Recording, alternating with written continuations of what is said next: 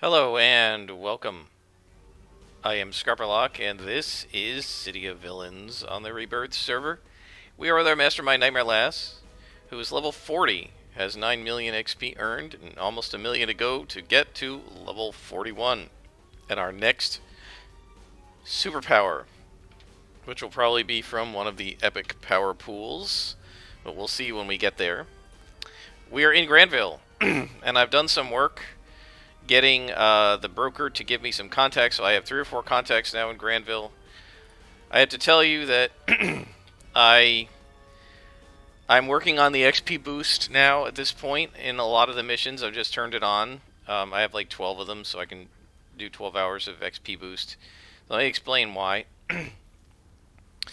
I've kind of had it with the villain side of this game. I really hate having to do 6 or 7 missions before a broker will give me a contact.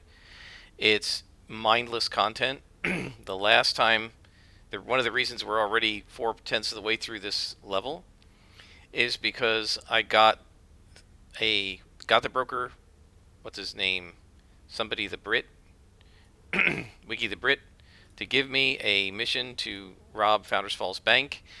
It was a +1 mission. I went into Founders Falls Bank. I got hit with a boss that I wasn't ready for what he could do. He has gravity, and he was knocking my minions down so they couldn't protect me, and I got killed. He mezzed me right through this rune of protection, and I didn't have a break free, and so he just killed me. So I ended up in the jail. By the time my minions had broken out, he had gotten into the jail, and he was right there at the door, along with some other boss that was like the jail robot protecting you from breaking out. So now there are 2 bosses. They jammed me up in the doorway. My minions couldn't get out, so they couldn't, pile their attacks on. They killed my minions. I couldn't get out of there. They killed me again. And so I failed the mission. And when you fail the mission, all the progress on the you don't have to do it over again. All the progress on the content goes down to 0. And you got to do all 6 or 7 junk missions again to get him to talk to you. So it took me like 14 junk missions just to get a contact. This is horrible, horrible design. Just pure time sink. I absolutely hate that design. Unfortunately, that's the way they did the villain side of the game, and they even kind of made the hero side of the game like that as well. One of the reasons I didn't notice this in Homecoming is because they deactivated a lot of that in Homecoming or made it optional. Um, if you went through the normal tutorial on the hero side, you went through the normal story arcs and you just got your contacts. And if you went through the alternate tutorial, which is the only one they have on Rebirth, then you had to do this silly nonsense of having to do the newspaper missions to get your contacts for some things, but you also get a lot of contacts normally anyway. So I could do Ouroboros and all that with these guys, but at this point, I feel like I'm kind of done with the villains. I will continue to film 1 story arc per level, but I don't think I'm going to do any more than that. At this point, I'm just trying to get this character to level 50 to say I did it with a villain once and did it with a mastermind, and I'm ready to go back to the hero side of the game and play somebody else. But we do have 10 more levels to go, and I am going to finish it. So this is the beginning of our 4th and probably final season. My guess is this will probably be somewhere on the order of another 20 or so episodes, 25, because it'll probably take 3 or 4 episodes per level to do the story arcs. We're just going to do 1 contact at a time. So for at least for the ones that I'm going to film, 1 per level, 1 story arc. So this is Arbiter Rain. He oversees the arrival of the Destined Ones to Granville. That's me, and recruits them to serve in one of 4 major Arachnos factions, headed by Black Scorpion, Captain Mako, Ghost Widow, and Sirocco. If you are interested in joining one of these factions, I can tell you what each of the faction has to offer. My guess is this isn't going to be a real story arc. So I'm going to go ahead and do these and read the plaques about the different patrons, and I'll bring you back when we have an actual story arc. Alright, so here's where we choose our powers. I really hope this doesn't mean we're picking our epic power pools, but Ghost Widow is the most obvious. She allows you to corrupt souls. It makes sense for demons, so we're just going to go ahead and take that. My intent is to utterly ignore. I mean, we'll do Ghost Widow's missions if she gives us any missions, but my intent is to utterly ignore the patron powers and take a normal epic pool, because I hate the patron powers. But I don't know if they're going to let me do that. I know you can do. I'm pretty sure you can do that on Homecoming, but I don't know if you can do that here.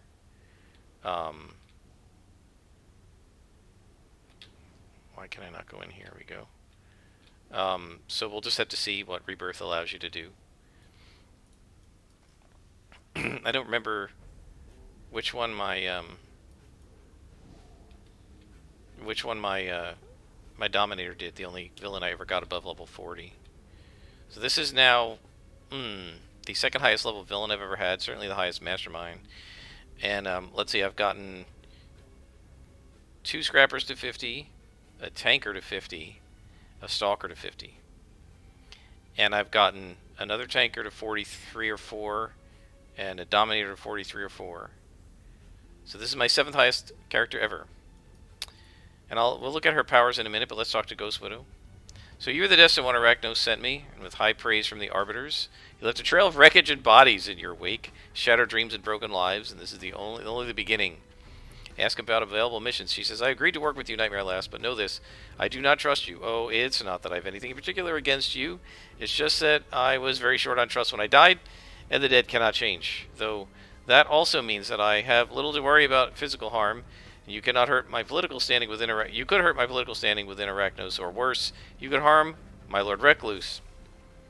Yes, my plan is actually to usurp Recluse and become the master of the Rogue Isles, and eventually the world, so my demons will rule all. So you must excuse me if I regard our relationship with some trepidation. Still, you can be useful to me, particularly for the more dangerous things. For example, Longbow has attacked a secret Arachnos facility that I had constructed on Mercy Island. A facility that where I've stored some important things. You must go and stop the attack. Well, we will do that. So defeat all the Longbow. You may wonder why I'm invisible. Granville is level 40 plus, and flying around even with stealth. I was getting shot at by guns and stuff. I don't even know where they were from, but when you're invisible, they can't see you. So I just stay invisible here until I'm higher level than where I currently am. Now am I going the wrong way to get out of here? I hate these maps. I really do, because there's no, you don't get a map in your UI, right? We're just seeing the city map. And why can I not get down? Oh my gosh. These maps are so annoying. Alright. Maybe this is the way out? Yeah. You can't see the actual map in your UI because you only see the city map, and so I easily get lost in these things. I get very lost in 3D rendered areas because there's no peripheral vision and you can't see what's behind you, and so I just have no easy way to construct a visual memory of a 3D zone. Speaking of zones, one of the things I absolutely hate is Granville's always cloudy and dark and gloomy. I understand they were trying to go for some atmosphere in the Rogue Isles, but to make it all like this all the time, so that for 40 levels or 50 levels and like 300 or 400 hours of gameplay, all you get is cloudy gloominess, is just a terrible design, and it makes me not want to play in the Rogue Isles. Alright. So even though it's on Mercy Island, for some reason we're going in over here, which is kind of weird. But that's alright. So we're going to defeat all the Longbow.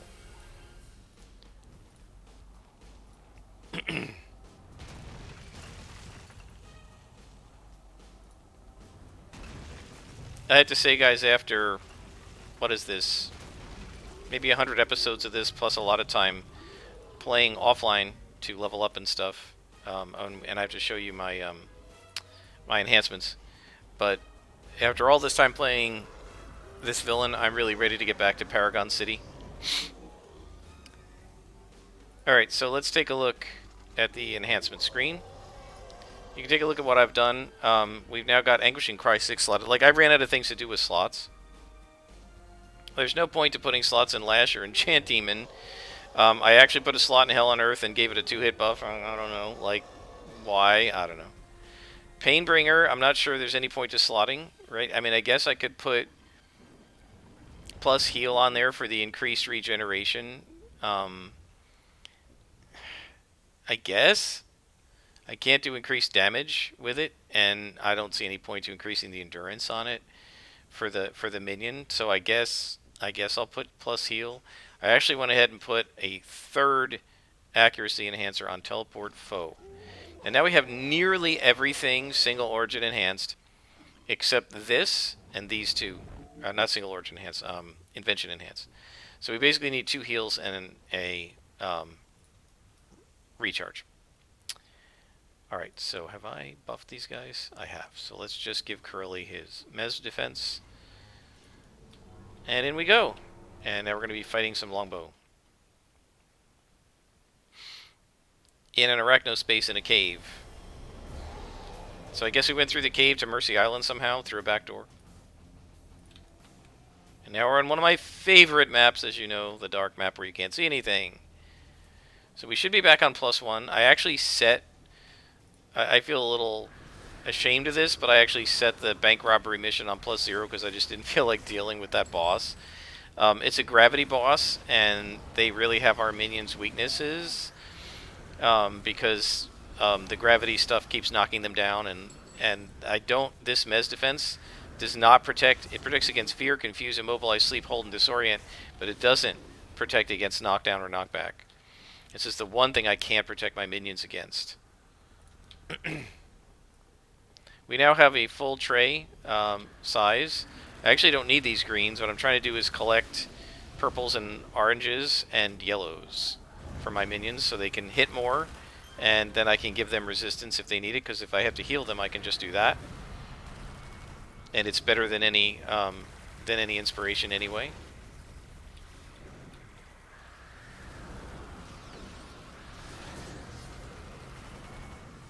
Oh, there's a boss. Did not see that coming.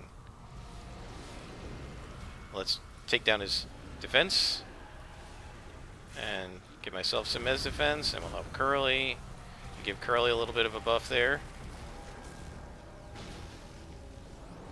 Oh, this is quite the mission here, the way they have this set up.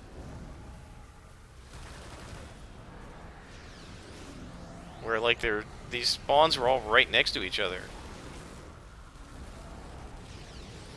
Are we gonna get this boss here? Come on, finish him off.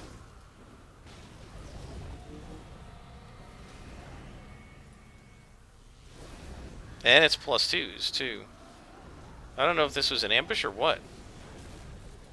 You don't normally expect a boss to just be standing around in a hallway, you know. Oh, I see. They had kidnapped this Mew.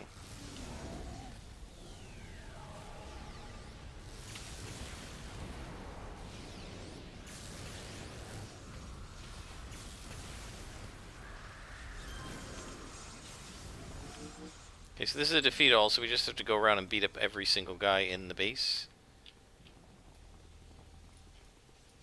You'll see that this Anguishing Cry, which reduces the defense, came back already. So it comes back pretty quickly, which is great.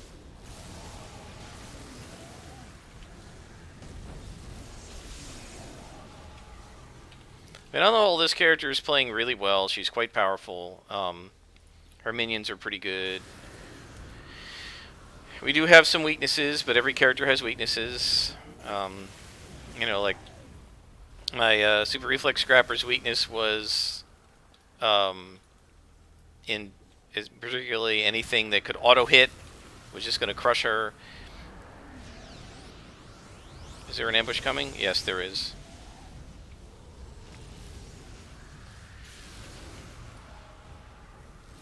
Yeah, there it is. Wait, did he come and then run away? Yeah, there it is. There we go.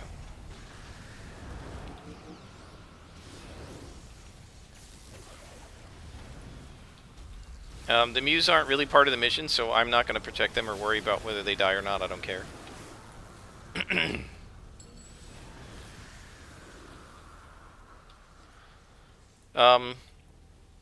So yeah, it's actually been a little while since I recorded City of Heroes for 3 reasons. Well, actually 4 reasons. One, it's the end of the semester at work, and I had to do a lot more work to get things set up for finals. I had to do my last grading. I try very hard, whenever possible, to have all the grading done before finals so that my students know exactly where they stand before they take the final, and then they can figure out what grade do I need on the final to pass or to get an A or whatever. I try to give them that knowledge. So I had a bunch of grading to do. So that, of course, cut my time down. for playing. I also have been spending quite a bit of time, as you may have noticed if you paid attention to what's being posted on the channel, playing House Flipper. House Flipper is a super fun game, and I've been having fun with that. Although I've done a lot of it now, and I'm starting to get a little tired of that game. Mostly because you don't have a lot of options for decoration and stuff. And I mean, there's only like, say, 20 paint colors, and many of them are not the kinds of colors that one normally puts on walls. And so, after you've painted 16 houses different colors, you sort of just run out of different colors to paint on the walls. This is an elevator, so we're going to come back to this after we clean the rest of this out. And then the other thing I've been doing is spending a lot of time reading through the books for Ironsworn, which I think is the tabletop role-playing game that I'm going to attempt to play solo with a Let's Play. I'm not sure how that's going to go. I'm not sure in particular that Ironsworn is the best way to do that. I think we'll try it, and we'll see how it goes. I think it might be better to do something like D&D or a game with more stats. Ironsworn is very kind of narrative. It's what some people would call a story game, where the story comes first and the game comes second, and the mechanics are fairly limited and abstract. So there won't be like any need for a grid or a map with miniatures. I mean, you can do that for sure, but you don't need to because there are no range modifiers. You just excuse me, you just make up the story, and then you roll some dice and see what happens, and then you make up a story about what the dice told you happened. And it's very vague. It's like when you quote unquote succeed at, say, an attack, it doesn't say like you hit and do damage. It says you make progress on your combat. And then you decide, well, what does that progress mean? Does it mean that I chopped his hand off? Does it mean that I knocked a shield out of his hands? Does it mean that I retreated to a safe space? Does it mean that I knocked him out?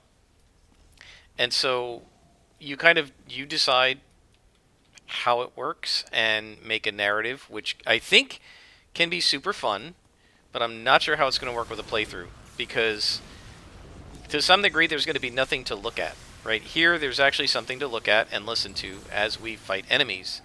And you can look at their health bars, and you can watch what I'm clicking on, and you can see the positions of the enemies. You can watch how I'm, let's say, how I'm positioning my minions before I make an attack, and that sort of thing. With Ironsworn, I mean, yes, you can set up a map and position things, but they have it has no bearing on the game. There's no range, there's no flanking, there's no attack of opportunity, none of that stuff.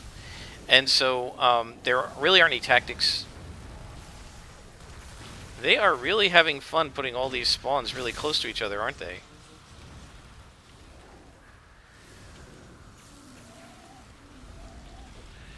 So you can see, I mean, this is all about positioning and who's attacking who and so forth. That sort of thing doesn't happen in Ironsworn, and so I don't know how it's going to work. One of the things that I think has struck me with the game, I love the world of Ironsworn, which is one of the reasons I want to try it. I love the narrative structure. I love the way they designed the game. Where Sean Tompkins, the guy who made it, I love the world he built. Let's see if we can get these guys here. Not too far to range. Alright, so let's see. Can I get this guy? Too far to range. Can I get a little closer? Too far to range. Alright, so he's far enough. We shouldn't have a problem. Let's go ahead and do our buff for the boss.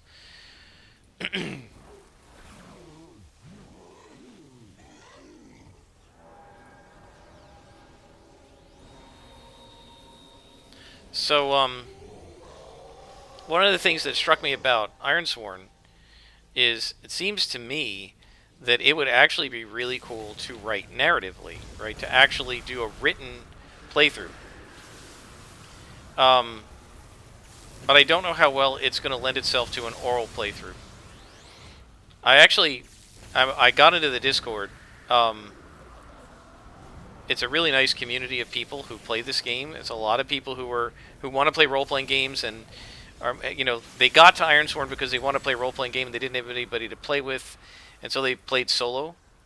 And now they're hooked on it because it's an interesting game and it's sort of fun. And so um, it's a pretty cool community of people. And I was sort of in the Discord, and the actual author of Ironsworn, Sean Tompkins or whatever his name is, was in the Discord at the time. I didn't realize it because there's this huge number of um, people in there, so I didn't scroll through all the names, and he might even be in there invisibly because I didn't see his name on there anyway. But he definitely heard, he saw what I said and responded to it. But I said I think you could probably make a really awesome novel using the Ironsworn system. The Ironsworn system gives you kind of the random, I don't know what you want to call it, random events that your character responds to, and then you create the fiction about those random events. So, what he actually says is, you have the moves that you make in game, like the game actions that you take, the maneuvers, whatever you want to call it. This is an ambush. What you do is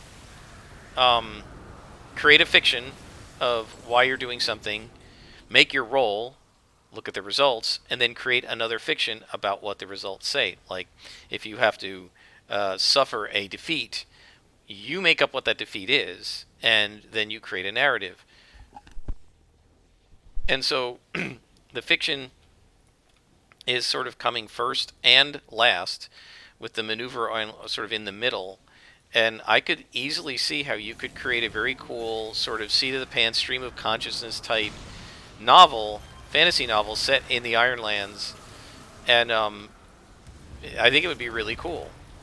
So I've thought about all different ways to do this. One of my frustrations is that in terms of doing it online, right, where I'm just watching for ambushes.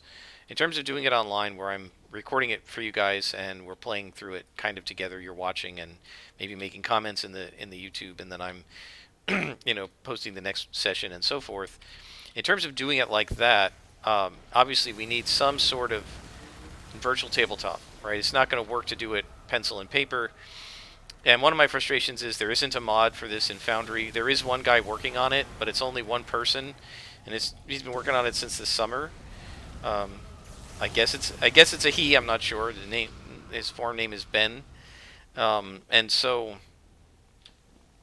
I can't do it in Foundry. I tried, I said, well, let me try doing, making up my own stuff. Well, it just takes forever. There is already a fully designed system for it that's free in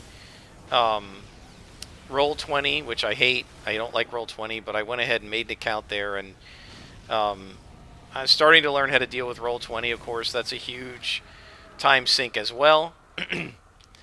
But I was able to figure that out. Do we have another boss here?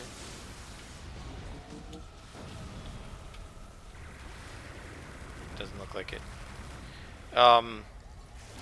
So I have an account there. I've started working on certain things to get ready. And yeah, there is a boss. I thought there was going to be one. Let's give out the buffs that we have.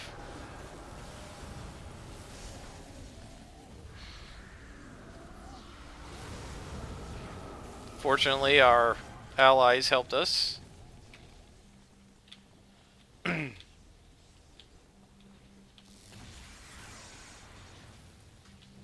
then we click the glowy.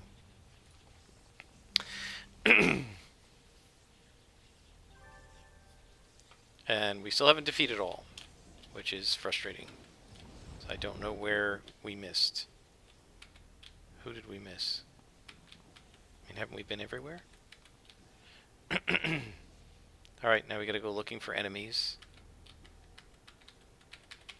I hate these dark areas because I can never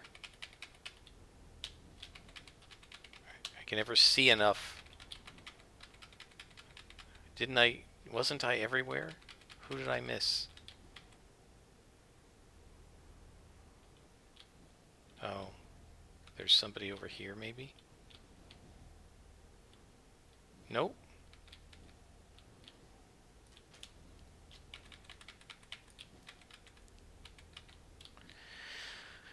Alright guys, I'm going to look around and I'll bring you back if and when I find whoever we've missed. Alright, we're back. Despite the fact that I was literally everywhere, you can see that I was here. There are still guys, so they must have spawned after I left. So now an ambush that came behind me and got lost, I guess, counts as part of the defeat all, which is just super frustrating. Yeah, so anyway, I tried to figure out how to do this. I considered just using a PDF sheet within Foundry. You can do that. You can make an editable, form-fillable PDF and then just roll dice in Foundry, and we could do that. I considered... Where is this guy? Where is this guy? Oh, back here. No.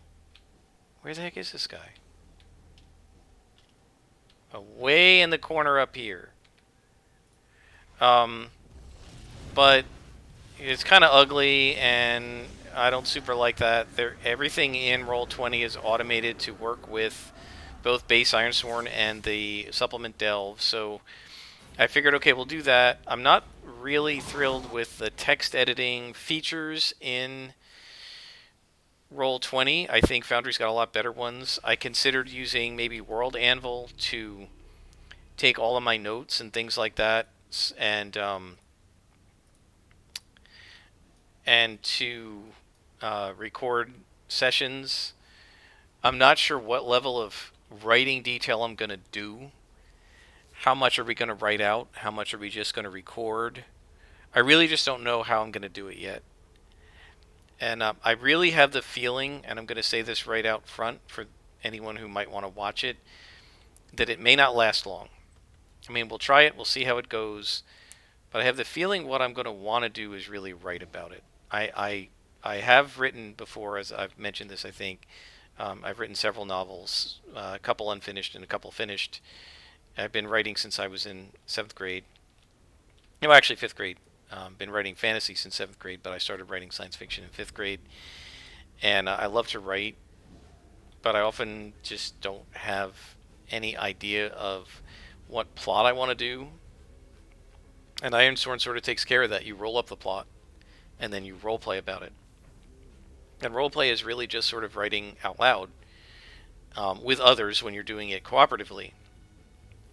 So, I mean, we've done it a little bit with this character, right? I've said, what did I say when Ghost Widow was doing her stuff? I said, well, I'm going to try to defeat Lord Recluse and take over the Rogue Isles. Well, we know in the game you can't do that, right? It's an MMO. They can't let a player take over the Rogue Isles, because then the other players wouldn't be able to do anything, right? But that's kind of writing a little bit of my own story as we go. Now, I don't do a lot of that with this character or with this playthrough, and I don't know how much we're going to want to do of it in Ironsworn. And I have the feeling that it's not going to work out verbally, like orally, and I'm going to want to end up doing some writing. We'll see. I may get started recording some of that in the next few days. Today's actually Thanksgiving, so I might celebrate Thanksgiving tonight by doing that. I'm kind of alone by myself. I didn't go to my sister's because of coronavirus, so she's going to call me later today, and we're going to FaceTime with the kids, and I'm going to call my mom in a little while and talk to her, but I'm kind of stuck by myself. So I'm going to make myself a reasonably Thanksgiving-ish dinner. But other than that, I don't have anything to do today, so I may do a little Ironsworn as well. I think I'm about ready to start. I read all the rules and that sort of thing. But for now, we're actually working on this Ghost Widow story, so let's finish up this mission where she says, there were Mew present, sent by Sirocco. Interesting. How did he know of my base, or that it was under attack? I'll need to speak to him about this at some length. I do not like this kind of interference in my affairs. Remember that, Nightmare Lass. Still, what truly upsets me is that Longbow found that base at all. It's difficult for the dead to learn to trust, but you have done much for me. I think I will trust you. contact me at any time. This should mean that we have her cell phone, and we do. All right, guys. I think we're going to stop here. It's been half an hour. It's quite a long mission. Until next time, I am Scarpet Lock, and this has been City of Villains on the Rebirth server.